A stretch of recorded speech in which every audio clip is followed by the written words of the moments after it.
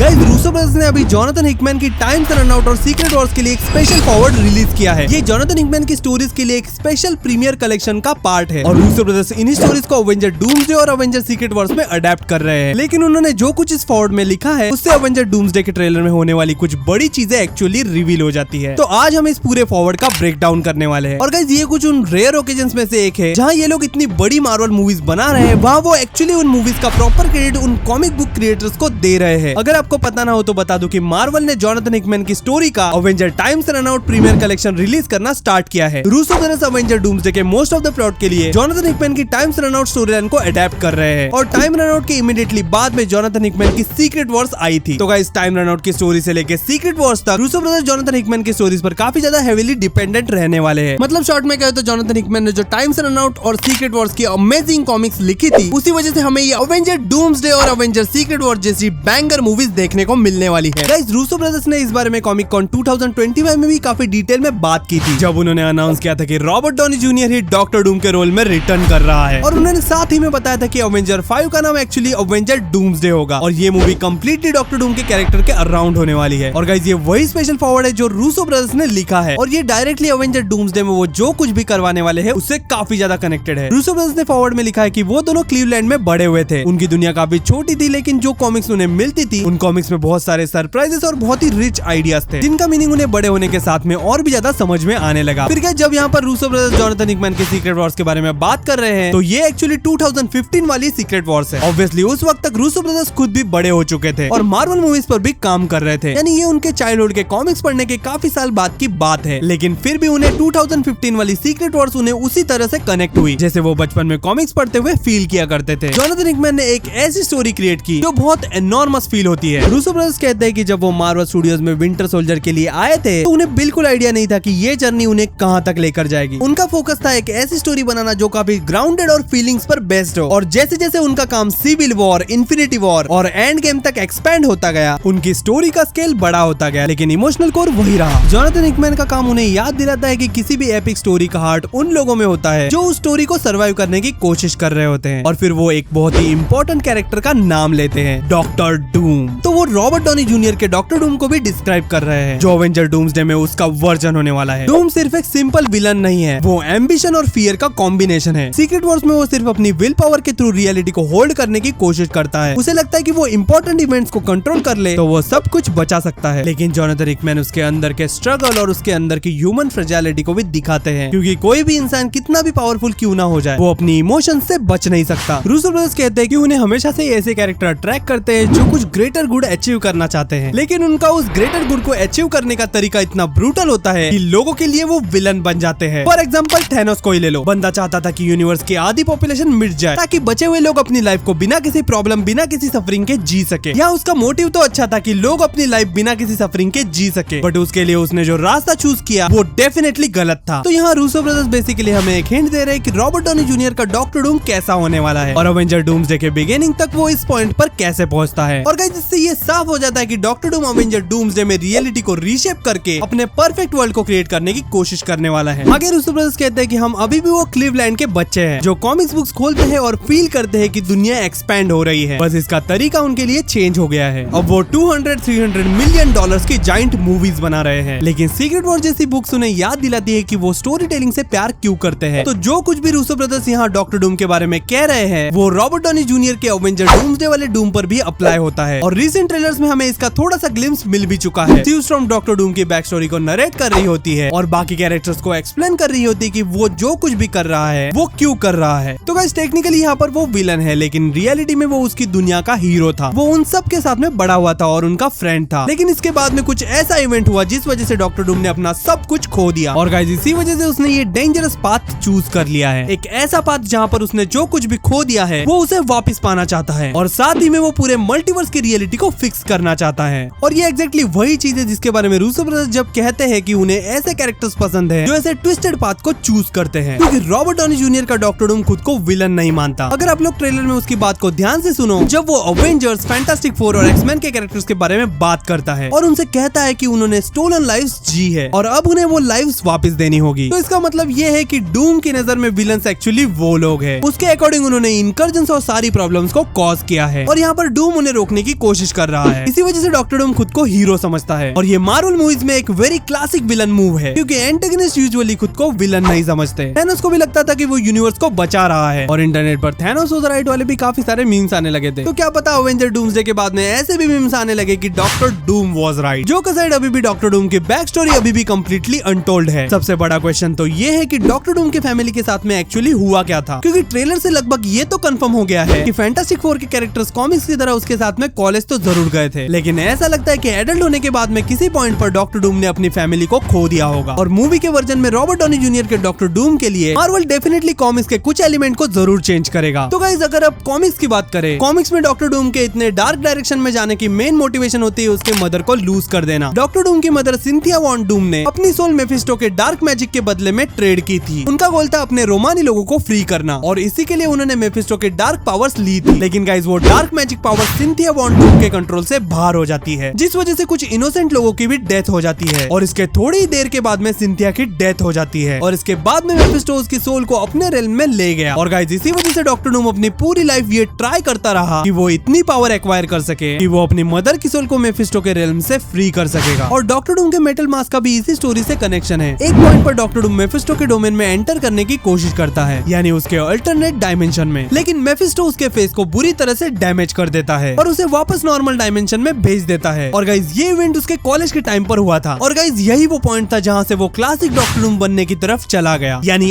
Armour और metal mask वाला doctor Doom. अब हो सकता है कि मार्वल स्टोरी में कुछ लाइट रेफरेंसेस करे। अब गाइस मुझे नहीं लगता कि बैरन कोवेन का live action Mephisto Avenger doomsday में कुछ बहुत बड़ा कैरेक्टर प्ले करेगा। मुझे लगता है कि वो किसी न किसी फॉर्म में बैकग्राउंड में इंपॉर्टेंट दे सकता है, क्योंकि उससे मार्वल रायन गोसलिंग वाली गोस्ट राइडर मूवी जो 2028 में आने वाली है उसके लिए एक रोडवे सेट कर सके। लेकिन गाइस अवेंजर डूम्सडे में डॉक्टर डूम का पाथ और इस मूवी का एक्चुअल आर्क काफी हद तक रूसो ब्रदर्स के इसी फॉरवर्ड में एक्सप्लेन किया गया है। जब वो कहते हैं कि destruction does not arrive in single blow, तो वो मल्टीवर्स के डिस्ट्रक्शन और उसके इवेंचुअली एक सिंगल वर्ड के कोलैप्स होने के बारे में बात कर रहे हैं। और गाइस ये एग्जैक्टली ट्रेलर के काफी सारे सीन से कनेक्ट होता है, जैसे कि हम देखते हैं कि रीड रिचर्ड्स डॉक्टर डूम पर चिल्ला रहा है। शॉर्ट में कहे तो यहाँ पर रीड रिचर्ड डॉक्टर डूम से पूछ रहा है कि ये इनकर्जन तुमने कॉज किया है, मतलब ये जो 3 डिफरेंट प्लैनेट जो एक दूसरे के साथ में अलाइनमेंट में आ रहे हैं और इवेंचुअली एक दूसरे को डिस्ट्रॉय करने वाले हैं, इसके पीछे भी डॉक्टर डूम का ही हाथ हो सकता है। और मूवी वर्जन्स में Russo brothers time runs out को थोड़ा डिफरेंट तरीके से अडेप्ट कर रहे हैं, जो एक दूसरे के क्लोज प्रॉक्सिमिटी में आकर कोलाइड करने वाले हैं। लेकिन ये मूवी ओनली इनकर्जन्स की नहीं है। जैसे ओपनिंग सीन में टोबी मैगवायर का अर्थ और एक्समैन का अर्थ जो एक दूसरे के बीच में इनकर्जन होता है, वो एक अलग इवेंट है और मूवी के थ्रू आउट और भी इनकर्जन देखने को मिल सकते हैं। अब अगर आप लोग कंफ्यूज हो कि मैं किन 3 वर्ड्स की बात कर रहा हूँ, तो बता दूं कि एक है एक्समैन का वर्ड, दूसरा है फैंटास्टिक फोर का अर्थ 828 और तीसरा है अपना मेन एमसीयू का अर्थ 616। और गाइस यहाँ पर इंटरेस्टिंग बात ये है कि अर्थ 828 ही डॉक्टर डूम का होम प्लेनेट है। और गाइस ये तीनों वर्ल्ड्स आपस में कोलाइड करने वाले हैं, तब ये एक दूसरे के पास आ जाएंगे और इसी वजह से थॉर का बाइफ्रॉस्ट मूवी में काफी ज्यादा इंपॉर्टेंट हो सकता है। नॉर्मली बाइफ्रॉस्ट कैरेक्टर को मेन यूनिवर्स के अंदर डिफरेंट लोकेशन तक ट्रेवल करने में हेल्प करता है, लेकिन जब डिफरेंट वर्ल्ड्स एक दूसरे के बहुत ही क्लोज प्रॉक्सिमिटी में आ जाते हैं तो बाइफ्रॉस्ट उनके बीच में भी ट्रेवल करने के लिए यूज किया जा सकता है। इसी वजह से मुझे लगता है कि थॉर बाइफ्रॉस्ट का यूज करके अवेंजर्स को एक्समैन की वर्ल्ड तक ले जाएगा, जहां उनका डॉक्टर डूम के साथ में एक बहुत ही बड़ा बैटल होने वाला है। और गाइस इसी वजह से मुझे लगता है कि जॉनथन हिकमैन की सीक्रेट वॉर से जो बैटल वर्ल्ड अडेप्ट किया जा रहा है वो मोस्टली इन 3 वर्ल्ड से ही बना होगा। साथ में कुछ एक्स्ट्रा पीसेस भी हो सकते हैं, जैसे एंड्रयू गारफील्ड का अमेजिंग स्पाइडरमैन वर्ल्ड और शायद टोबी मैगवायर के वर्ल्ड का भी कुछ हिस्सा हो सकता है, स्पेशली अगर टोबी मैगवायर और ह्यूज जैकमैन दोनों सीक्रेट वॉर्स में वापस आने वाले हो, क्योंकि ओपनिंग सीन में उनके साथ में जो कुछ भी होता है उसके बाद में तो ये क्वेश्चन ऑब्वियस है कि वो वापस कैसे आएंगे। तो मार्वल को किसी न किसी तरीके से उन्हें सीक्रेट वॉर्स में वापस लाना ही पड़ेगा। लेकिन गाइस डॉक्टर डूम और बाकी कैरेक्टर्स के बीच में जो कॉन्फ्लिक्ट है उसका एक और इम्पोर्टेंट पार्ट ये है कि वर्ल्ड एक्चुअली ड्रामेटिक एक्सप्लोजन के थ्रू डिस्ट्रॉय नहीं होते। गाइस अवेंजर डूम्सडे में फैंटास्टिक फोर और विक्टर वॉन डूम कभी बहुत ही क्लोज फ्रेंड थे, लेकिन विक्टर धीरे धीरे एक बहुत ही डार्क डायरेक्शन में चला गया और मिस्टर फैंटास्टिक उसे वहां जाने से रोक नहीं पाया। जैसे यहाँ पर स्यू स्टॉर्म बाकी कैरेक्टर्स को एक्सप्लेन करती है कि विक्टर अंदर से पूरी तरह से टूट चुका है और इस ट्रेलर में ये एक बहुत ही बड़े प्लॉट ट्विस्ट की तरह दिखाया जा रहा है। डूम अचानक से बाकी कैरेक्टर्स के अगेंस्ट हो जाता है, उनसे फाइट करता है और इवेंचुअली गॉड एम्परर डूम बनने की तरफ बढ़ता है, जहाँ पर वो बैटल वर्ल्ड को क्रिएट करेगा। लेकिन गाइस उसके पॉइंट ऑफ व्यू से वो सब कुछ बचाने की कोशिश कर रहा है। वो उन लोगों को और उन चीजों को वापस लाने की कोशिश कर रहा है जो उसे लगता है कि वो उससे छीन ली गई है और उसके अकॉर्डिंग बाकी सारे कैरेक्टर इन सब चीजों के लिए रिस्पॉन्सिबल है। और रूसो ब्रदर्स एक और इंटरेस्टिंग चीज करना चाहते हैं, वो चाहते हैं कि ऑडियंस को डूम के राइट होने की पॉसिबिलिटी भी फील हो, क्योंकि मूवी में ऐसे कुछ एक्शंस है जो बाकी कैरेक्टर्स ने पास्ट मूवीज में एक्चुअली किए हैं और उन एक्शंस के बड़े कंसिक्वेंसेस बाद में उन्हें फेस करने पड़ेंगे, स्पेशली एंड गेम के बाद में। और ये अवेंजर्स एंड गेम के एनकोर रिलीज के एक्स्ट्रा फुटेज से और भी इंटरेस्टिंग हो जाता है। और गाइस इसका सबसे बड़ा एग्जांपल है स्टीव रॉजर्स का पास्ट में वापस जाना और पेगी कार्टर के साथ में अपनी पूरी लाइफ जीना। अवेंजर्स एंड गेम एनकोर का एक पोस्ट क्रेडिट सीन लीक हुआ था और उसमें बेसिकली लोकी स्टीव रॉजर्स के घर पेगी कार्टर के साथ में अपीयर होता है और वो उन्हें कहता है कि टीवी वाले उन्हें इस टाइमलाइन से रिमूव करने के लिए आने वाले हैं क्योंकि पास्ट में उन्होंने रहकर एक नेक्स्ट इवेंट क्रिएट कर दिया है और स्टीव का यहाँ पर पेगी के साथ में रहना, उनके बेबी का बर्थ, ये उस टाइमलाइन में होना ही नहीं चाहिए था और इसी वजह से टीवी वाले उनके पास में आ रहे होते हैं। तो गाइस मेरी थ्योरी ये है कि स्टीव रॉजर्स फैंटास्टिक फोर के वर्ल्ड में जाता है और उसका बेटा भी वहीं पर बड़ा होता है, लेकिन इवेंचुअली इनकर्जन स्टार्ट होते हैं और फिर अवेंजर डूम्सडे के स्टार्ट होते ही डॉक्टर डूम के हिसाब से स्टीव रॉजर्स ने उसके वर्ल्ड में आकर कॉस्मिक इंस्टेबिलिटी क्रिएट कर दी और गाइस यहाँ पर डूम उसकी फैमिली को लूज करने का रीजन भी स्टीव को ही मानता है। बेसिकली यहाँ पर डॉक्टर डूम कहता है कि स्टीव रॉजर उसकी फैमिली और उसके जैसे जितने भी कैरेक्टर्स हैं जो स्टीव रॉजर्स की तरह स्टोलन लाइफ जी रहे हैं, उन सब के एग्जिस्टेंस को रियलिटी से इरेज करना होगा। यहाँ पर डॉक्टर डूम को पूरा कॉन्फिडेंस है कि ये करके वो मल्टीवर्स को बचा लेगा और गाइस मुझे लगता है कि रूसो ब्रदर्स ऑडियंस से ये एक्सपेक्ट कर रहे हैं कि हम फैन स्टीव रॉजर्स की new family with Peggy Carter के साथ में इमोशनली अटैच हो जाए। इसीलिए अवेंजर्स एंड गेम एनकोर में उनकी फैमिली की थोड़े एक्स्ट्रा मोमेंट्स दिखाए जा सकते हैं ताकि जब अवेंजर्स डूम्सडे में डॉक्टर डूम स्टीव और उसकी फैमिली को एलिमिनेट करने की कोशिश करेगा तब हमें उनके लिए इमोशनल फील हो और हम डॉक्टर डूम से हेट करना शुरू कर दे। और इसमें एक और इंटरेस्टिंग लेयर है, Russo brothers basically Captain America civil war की old Iron Man versus Captain America वाली एनर्जी को दोबारा यूज कर रहे हैं, यानी Robert Downey junior versus Chris Evans. वही बेसिक आइडिया, बस नए टाइप का कॉन्फ्लिक्ट होगा। रूसो ब्रदर्स यहाँ पर उनकी पुरानी राइवलरी को यूज करना चाहते हैं। अब गाइस बहुत से लोग जानना चाहते हैं कि अवेंजर डूम्सडे और सीक्रेट वॉर को प्रिपेयर करने के लिए कौन सी कॉमिक्स को पढ़ना चाहिए। तो गाइस मैं रेकमेंड करना चाहूंगा सबसे पहले जोनाथन हिकमैन की टाइम रन्स आउट और उसके बाद में 2015 वाली जोनाथन हिकमैन की सीक्रेट वॉर्स। और गाइस आप लोग 1980s वाली सीक्रेट वॉर्स भी पढ़ सकते हो सकता है उसमें से कुछ ईस्टर एग्स और रेफरेंसेस मूवीज में देखने को मिल जाए। और गाइस अगर आप लोग ये तीनों कॉमिक्स खरीदना चाहते हो तो मैंने लिंक डिस्क्रिप्शन में डाल दी है, आप चेकआउट कर सकते हो। बाकी guys Russo brothers Jonathan Hickman की टाइम्स रन्स आउट को कुछ ज्यादा ही क्लोजली फॉलो करने वाले हैं। तो गाइस अगर आपके पास में अवेंजर्स एंड गेम एनकोर के रिलीज के बारे में या फिर अवेंजर डूम्सडे के बारे में कोई थियरीज हो तो कमेंट्स में जरूर बताना। बाकी गाइस अगर आपको ये वीडियो पसंद आया तो लाइक कर देना, इस हाइप के बटन को भी दबा देना और गाइस प्लीज चैनल को सब्सक्राइब करना मत भूलना। बाकी मैं मिलता हूँ आपसे ऐसी अगली वीडियो में, तब तक के लिए stay tuned and be marvellous.